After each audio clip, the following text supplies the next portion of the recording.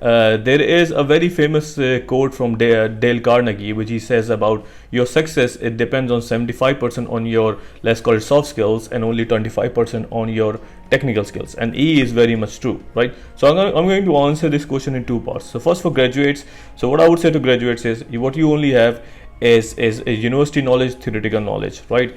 Do well as much as possible to acquire, because once you go into the practical world, you will not have enough time to read the books, do the research and things like that. So do this, and trying to find any entry level job, whatever you get. So don't and actually I've seen people just freshly graduates, for whatever reason they are picky. I don't know why. They think they're too good for the world, maybe, yes, but they shouldn't be, right? They need to pick whatever jobs they have got, because I can tell you this right now. I mean, I have done engineering. If I am right now 18 years old, 19 years old, if I'm mentoring myself how much I know about me, I would never do engineering, right? I did engineering because that was the cool thing to do at that point in time, because everybody used to go to NED University. I went to NED University, right? But that's what was not me. The problem is that being a graduate, when you are 20, 21, you don't know yourself very much. So the suggestion I would say is this. Okay, for your father have, because recently my friend actually said when I was UK, oh, go and mentor my kids. He was doing a major in a bachelor's in finance, or tell him about supply chain. I said, it's not about, I cannot tell him supply chain, because if you read 3 books of supply chain, you will know everything you need to know. If I want to understand people analytics, with due respect, I will read 3 books. I would know as much as you know. So that part is not a difficult part. The difficult part is knowing yourself. So the suggestion I would say is, when you are a young graduate, know yourself, know what you're good at, what is your passion, right? And as I have this in the back, do what you love. But at the early age, you don't know what you love, so figure that out, right? For example, what I love right now is being entrepreneurial, being creative, create original stuff, share knowledge. This is what I think I'm good at, and I really want to do it. So that's one part. So you understand where I'm going with this. So get any job. So the reason I'm emphasizing get any job, because it will help you to know yourself, right? A true story of a friend, I'm not going to name him, but I'm going to share this video with him, because he spent 4 years in engineering with me, right? He was proud to be bottom of the class. I'm not joking. So he said, I'm going to do the top from the bottom. He went to we graduated in textile industry. He went to the factory. He spent 6 hours in the textile factory, and after that he come home and told his parents, I'm not going to work in textile industry. So spending 4 years in the education, in one day he decided he will not study, he will not going to work in textile industry, because it wasn't for him. Then what happened? He sat at home for 1 year, 1.5 year, do the preparation of the MBA in finance. Now he is a VP in the banking, making a lot of money. The point is, this 4 years he could have saved it if somebody would have mentored him correctly. Just think about, you finish your degree, how the hell you gonna practice critical thinking? How the hell you gonna practice judgment and decision making? Because you are not in a position to either make any decisions, or you're not, you cannot be, judging anything, because you're just a fresh graduate. And critical thinking comes with a lot of reading, and it comes with a lot of right experience. So once you are 20, 21 years old, there is a very limited application of critical thinking, right?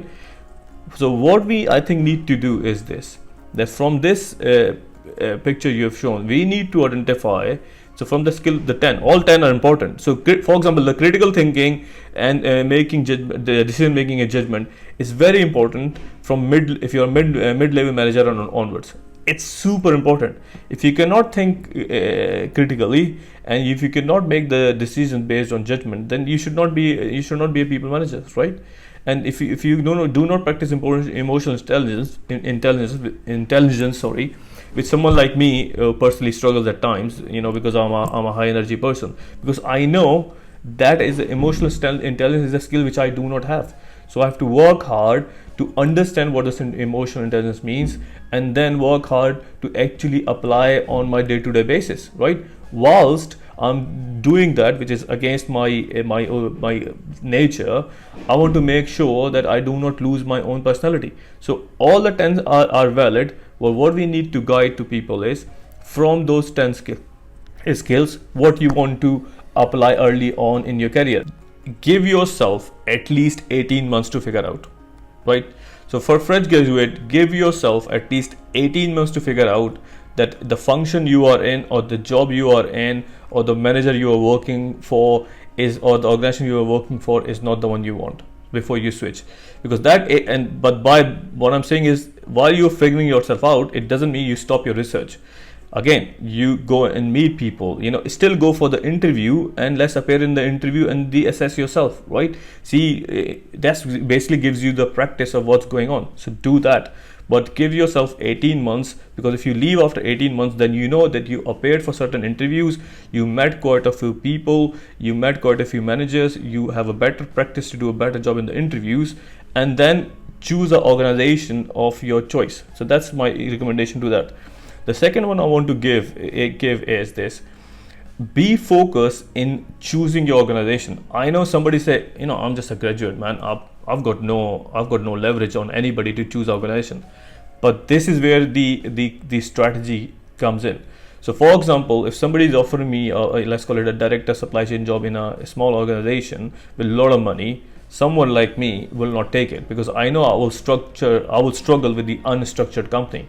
So what you do is make a list of, let's call it 20-30 organization, and say, these are the companies I want to work for. I have a good reputation. There's a lot of positive comments about them on social media, and start connecting them on LinkedIn, start connecting them personally, meet them on the relevant people on the coffee, do the meetups, connect with the people like Nadeem, connect with them, understand the company, right? And let me tell you this again from my personal experience. Good jobs, graduate jobs, of course, you can get by applying, etc. But the job which makes your progress can only come by knowing the right people. So for example, I am in Dubai because I know the right person to come here, right? And so all the let's call it promotions I have, I knew it before I can get a job. I know it sounds like in UK you say, oh come on man, there's a connections in there, but the thing is, this is how it works, unfortunately, right? That you need to have the network with the right people and build credibility.